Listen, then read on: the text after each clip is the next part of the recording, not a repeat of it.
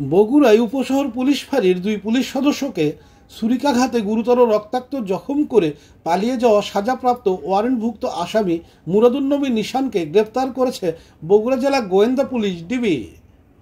বগুড়া জেলা গোয়েন্দা শাখার পুলিশ পরিদর্শক রাকিব হোসেনের নেতৃত্বে ডিবি বগুড়া উপশহর পুলিশ ফাঁড়ির যৌথ টিম গেল রাত ৩ ঘটিকার সময় নিখুঁত গোয়েন্দা তথ্যের ভিত্তিতে বগুড়া জেলার সোনাতলা থানার নওদাবাগা এলাকায় অভিযান পরিচালনা করে আসামি মুরাদুন্নবী নিশান ২৭কে গ্রেপ্তার করেছে। গ্রেপ্তার নিশান বগুড়া সদরের বড় কুমিরার দুলাল মিয়ার ছেলে। নিশান দীর্ঘদিন যাবৎ এলাকায় মাদক ব্যবসা, অপহরণ, চুরিসহ বিভিন্ন সন্ত্রাসীমূলক কর্মকাণ্ড পরিচালনা করিয়া আসছিল। তার বিরুদ্ধে ইতিপূর্বে অপহরণ, মাদক, চুরিসহ ৫টির অধিক মামলা আদালতে বিচারাধীন আছে।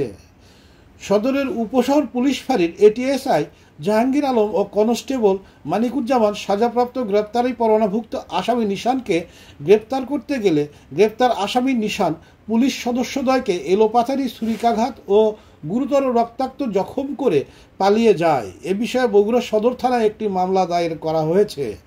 আজ দুপুরে গ্রেপ্তার আসামি নিশানকে আদালতে সোপর্দ করা হয়েছে।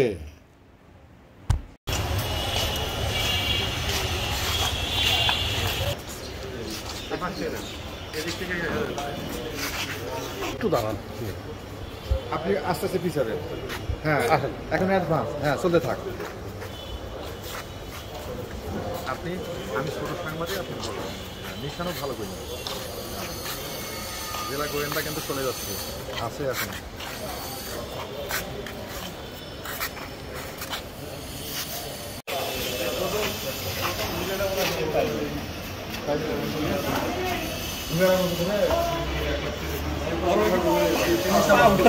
আমি ছোট সাংবাদিক, আপনি বলুন। নিশানও ভালো করি না।